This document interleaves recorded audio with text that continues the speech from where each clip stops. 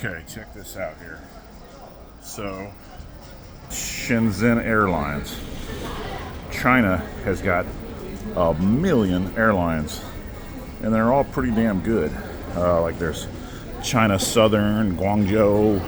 I don't know, man. There's a million, and you get on them, and they don't just have 2 or 3 stewardesses. They got like 6, and they're all beautiful, and they got good food. You know, they offer you either the fish rice or the chicken with noodles. Now, I don't eat mushrooms. There was 3 or 4 good chunks of mushrooms in the chicken with noodles. I should have known better. But I'm here in Shanghai, China.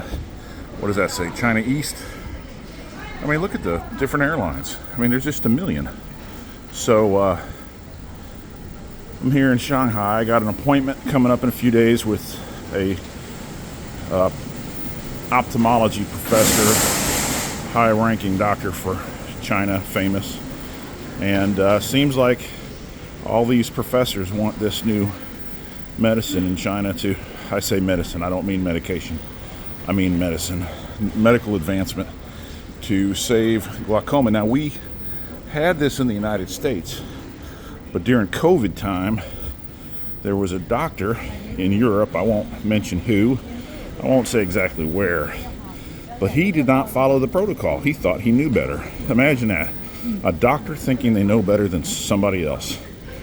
Well, he was warned and advised by the chief science officer, who was a veterinarian, that you cannot implant this particular device into the cornea, for example, of the pigs. Anytime the device was implanted into the cornea of the pigs, it resulted in major carnage, to use a quote. But that doctor thought he knew better. So basically, he destroyed and delayed the project.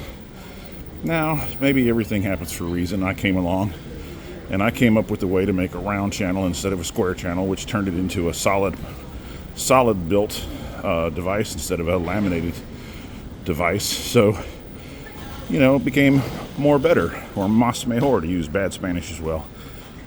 So, look at there, Air China. What you think? Anyway, so I've got that appointment coming up. Then I've been in contact with another professor doctor in Beijing. And basically, I don't think I'm going to need to do anything else with any more doctors. I've only got like 20 that are amazed, that are like, oh gosh, we got to have this. Now, see, the difference is in the United States, I don't think any doctors want a solution for glaucoma. What are they going to do with a 50-second surgery when they can get $20,000 for a 45-minute surgery that makes you go blind eventually? Big old chunk of hardware sitting on top of your eye like a computer mouse. And so, I mean, you know, it's a 50-second surgery. You can go out to lunch as a patient after the surgery, like literally. You don't need an eye patch. You don't have to worry about anything. I mean, you got to worry about getting punched in the eye. But as long as you're not trying to get punched in the eye, then all is well. Then you don't lose your vision from glaucoma, and your doctor doesn't have to worry about what the hell the next surgery is after you've already had 9, or what the hell other medication should you try, since all of them don't do the job at this point in your disease progress. So it's a major medical advancement for the world, and I'm bringing it to China because China is so different from the rest of the world's market in medicine. And China's known for copying everything anyway, but they won't have much success in 10 years copying this, because the formula for the polymer is kind of super high-tech secret.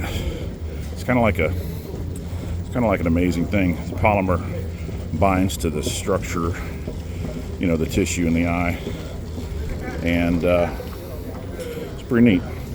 So I don't think they'll figure it out in a few years.